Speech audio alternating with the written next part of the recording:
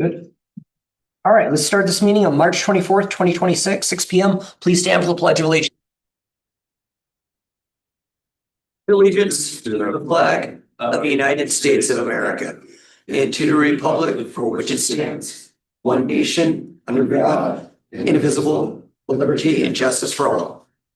Will the clerk please take the roll? Councilmember Wood. Here.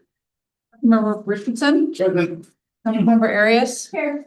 Councilmember Tingeiser. Here. Councilmember Hess. Here. Councilmember Johnstone. Here. Councilmember Kaminsky. Here. Mayor Pinto. Here. Can we get agenda approval? Move to approve. Is there a second? Second by Councilmember Kaminsky. Any discussion? All those in favor say aye. Aye. Any opposed say nay. Motion carries. Moving on to special presentations, it's none scheduled. Moving on to public comment. If anyone from the audience wishes to speak or address the council, please fill out a blue little form out there or just raise your hand and we'll get your information afterwards. But is there anyone that wishes to speak? Is there anyone online? We do not have any hands raised. All righty, we'll move forward. We have a consent agenda of the February 10th, 2026 regular meeting minutes, February 24th, 2026 regular meeting minutes, March 3rd, 2026 study session minutes, community event, Nisqually Valley Barbecue Rally, and another community event, Jazz in the Park. Is there a motion to approve the consent agenda? Is there a second? Councilmember Johnstone, is there any discussion? All those in favor say aye. Aye. Any opposed say nay.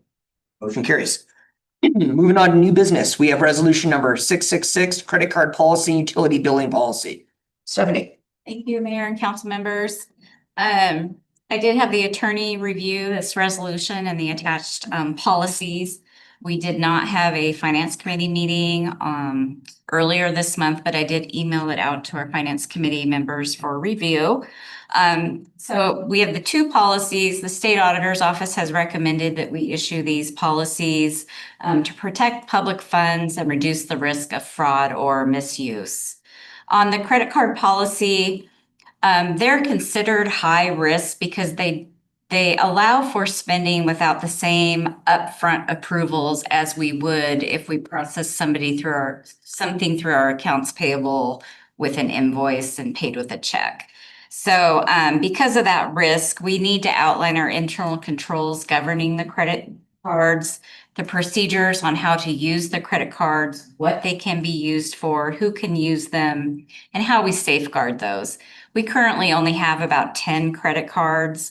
Last year, I think our spending total was about $111,000 on the credit cards. Not a huge amount of use, but we do have them. We use them for travel. We use them for some supplies, some services.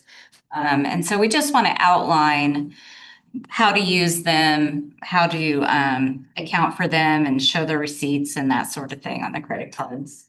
Any questions on the credit card policy? Quick question. Thank you. You're saying for the credit card policy, what you're establishing is basically the guidelines for the staff that are using these cards? Yes, exactly. Thank you. And then it also tells the auditors what our internal controls are over those credit cards and how we administer them, keep track of them, document our receipts, that sort of thing. The second policy is the utility billing. As you know, we have water, sewer, and stormwater that we administer here at the city. That is one of our largest revenue streams. We bring in just under 10 million in utility revenues every year.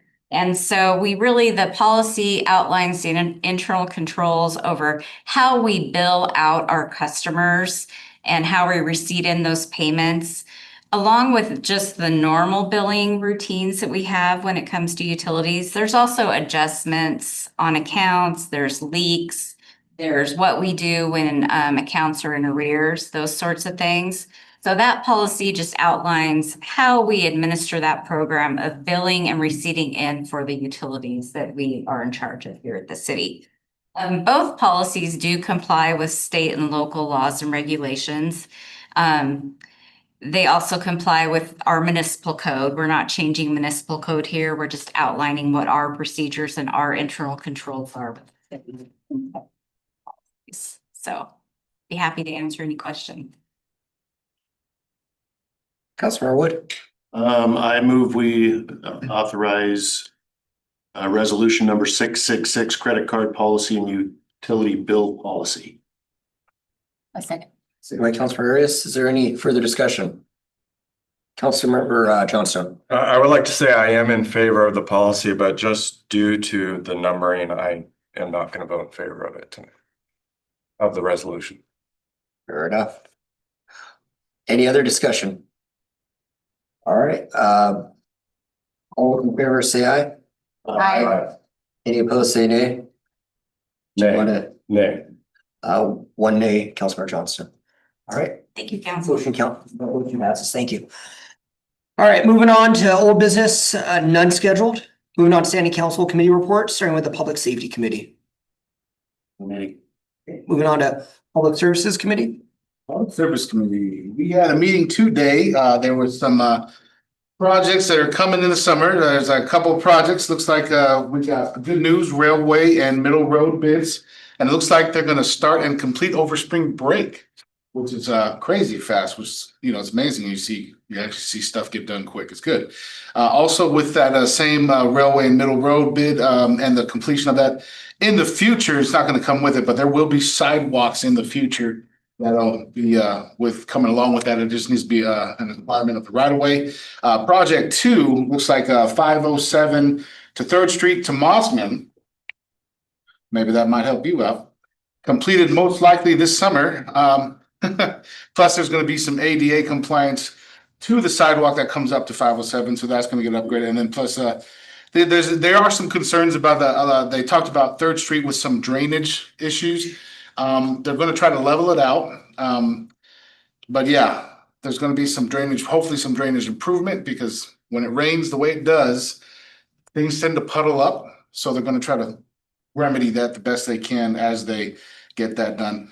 Moving to the Veterans Memorial, and this isn't just for the Veterans Memorial, it's just mostly Mill Road.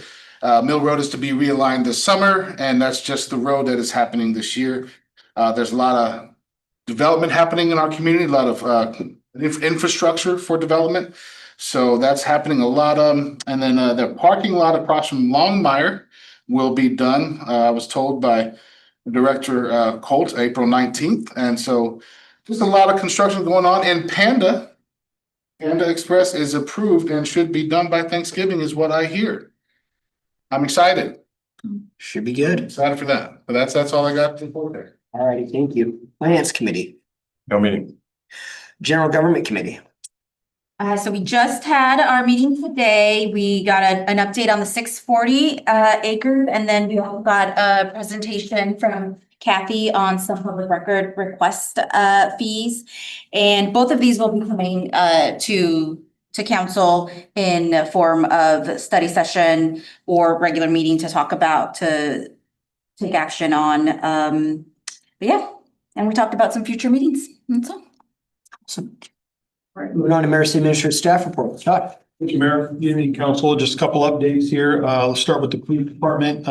Chief Carlson excited to announce the arrival of our new police records specialist, Olivia Roberts. Olivia will be replacing longtime employee Donna McCann as she prepares to retire at the end of April. Olivia brings with her years of law enforcement records experience from the city of Lacey. As mentioned above, Donna McCann will retire from the city of Yelm and begin her next chapter at the end of April. Donna's last day in the office will be next Tuesday. Donna has served the city of Yelm for more than 30 years. She's the longest employee ever. Wow. City of Yelm.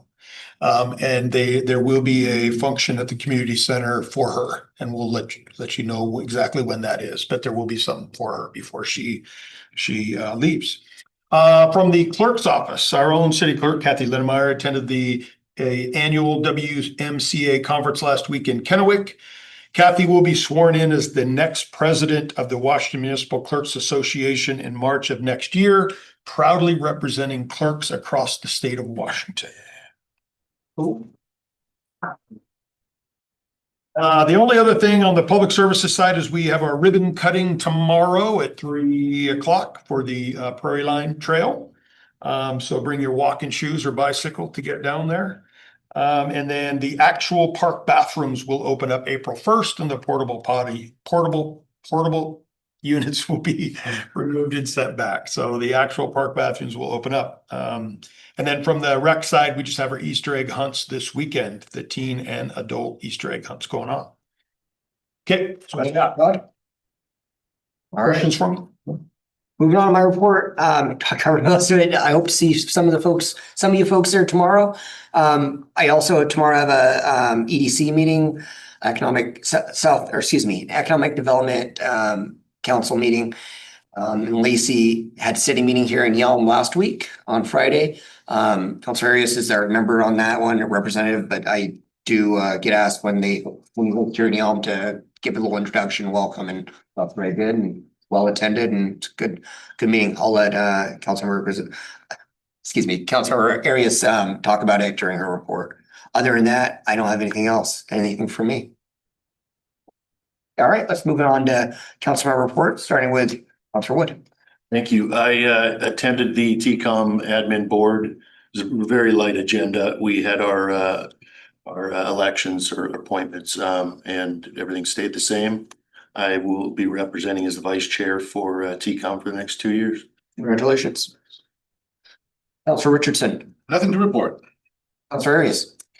So like the mayor shared, we had the study meeting here in Yelm, which was the first meeting that I attended in person. So it was really great to really be present and to see all of the great partners that show up to that meeting and give updates and so much information that's shared. So definitely a lot to share from there in terms of the different groups that are showing up. So it's a great space.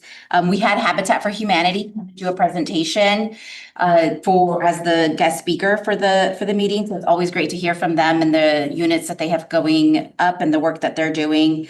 And then the other thing I attended, so this last week I met with the chair of the Regional Housing Council to kind of talk about, just get a little bit more familiar with the Regional Housing Council. We have our meeting tomorrow, so I'll be attending that as well. And that's all I've got to report. Thank you, Councilmember. Also just going off that with the Habitat, we will be trying to do some elected officials here for us to do a build out there. If you're interested, let me know. We need about 10 members and it'll be this one here in City of Yelm. So if you're interested, let me know. Councilor Kingheiser. Yes, so it's a busy month. One thing that I wanted to really, I guess, encourage our entire council and then those out there as well is to grow your knowledge. I have been really immersing myself in with the AWC, which is Associated Washington Cities, taking advantage of some of the classes that they offer, the MRSC and also Jurassic Parliament. The more that I'm learning, the more that I realize that I need to know. Today I hopped into a short course of local planning hosted by the Washington State Department of Commerce that ended up being 3 hours long, but it was wonderful and a lot of great information. I'll be heading over to Ellensburg, which I'm told is about 3 hours away. So the number 3 is getting me quite a lot lately. On Thursday for a Friday conference for Mayor Pro Tem. So that's going to be just a lot of power pack knowledge right there. Not necessarily our scope, but I just bumped along being on public safety. I realized that Olympia has a new police chief that's taking oath this evening. So I just kind of wanted to shout that out a little bit. There's an open house on the 31st for her at the Olympia City Hall. So just looking to support public safety in my wheelhouse here. Our Southeast Thurston Fire Authority had an open house this morning, talking about fire safety, the upcoming bond. They're really trying to be more transparent, communicative, and they're just really wonderful people to work with. So definitely reaching out to them, and that is all that I have. So And shout out to you for also, Councilor King Heiser is probably the closest of any council member right now to get her municipal leadership from AWC, her certificate for that. You might have hit it by now if you've taken that. When I get back from Ellen, Back. I'll have earned my certificate of leadership. Very impressive. Excited about that. We'll look forward to that. Thank you. Councilmember Hess. Intercity Transit Authority, we're going to be changing our meetings. It's going to be the third Wednesday of each month because there's not a lot on the agenda most of the time. And so the first Wednesday will be saved for if there's an emergency or something that needs to be done. In addition, with Intercity Transit, I have always, and I continue to advocate for Yelm, and they are with their plans that they're starting to look at new routes, trying to increase that. I asked them to please make sure that their planning department reaches out to our planning department so they know what's about to happen, so they can make those changes if necessary. Other than that, Thank you. Councilor Johnson. I attended EMS Council where we also appointed chair and vice chair. We focused on 2026 priorities, including training and regional resource management. There's a surplus medic unit that will be reassigned to a regional partner of a neighboring county. And there's recruitment underway for various roles. Other than that, that's it. All right, thank you. Councilor Kaminsky. I had Nisqually River Council meeting. We found out that the funds for the I-5 project where they're going to build a new bridge over the river has been moved to the 2027-29 budget. If you feel like helping clean up the Nisqually River, they took out 1,700 pounds of garbage last year.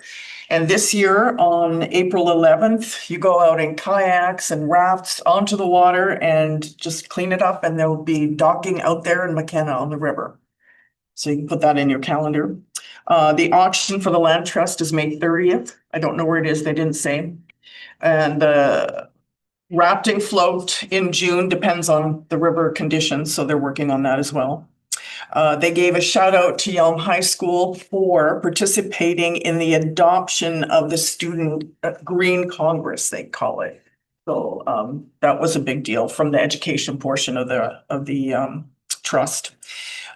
We have on several meetings talked about the city of Yelm's water quality. And I know that Cody is going to be talking to this group in an upcoming meeting. So that surfaced just a little bit at the meeting. And then we also talked about that there was a landslide just above Ashford that almost took out the road, but didn't. And because of this pumice layer that we have, it was very similar to the Oso landslide. So that was all very interesting. And then I had Law and Justice. Mostly talked with Sheriff Sanders, who was talking about the license plate readers and how it's really old technology. They've had this out for 50 years, but with the flock system, it adds the element of AI. And he talked about how much it really helps them in their work. And the passing of Bill 6002, which allows for the photos to be exempt from the public, because it actually could do a lot of harm if anybody could get in there and track you and trace you for whatever they wanted to do. And the information is kept for 21 days and can only be used for felonies or gross misdemeanors. And again, they showed maps of the unincorporated area and how few places have this technology, and we are it, and how much it helps them catch criminals because we share our system. So the sheriff was very appreciative of that. There's 150,000 people in the incorporated area served by 7 deputies. That's not very much. And then in our whole area, there's 1 deputy. So we share with Tenino, Rainier, Roy, all these things, and they've caught people in Puyallup off of our cameras. So he was very, very happy. And then he talked about the Tenino losing their police and how they're going to work with them to support them in that financial disaster. And lastly, regarding ICE, that the sheriffs their goal is to be the peacekeepers, anything that goes on in Olympia. That was the meeting. All right, thank you very much. There's no executive session. Councilor Hess. There was one thing I wanted to ask about. I know that city cleanup is coming up. Normally, we provide receptacles for people to bring in junk and all. I was wondering if we have that starting yet, and if we can get it. If not, it's something we need to start getting people to know about real quick so that they can plan for it. Yeah, we'll be getting that information out. We do the spring cleanup every year. The city provides dumpsters in partnership with LeMay. And so we will absolutely be doing this year. I don't know the exact date. Todd, do you have the top of your head? But absolutely, it's not for a while though, so we'll give plenty of notice to folks. Yeah, make sure it likely do similar as last year's where we allowed other people outside the city limits to also utilize this as well. But all the details will be released, in the next probably month or so. Thank you. Absolutely. Anything else to good of the order? Take a motion to adjourn. Move to adjourn. You're a second? Second. Second by Councilor Cancer. All those in favor say aye. Aye. Any opposed say nay? We are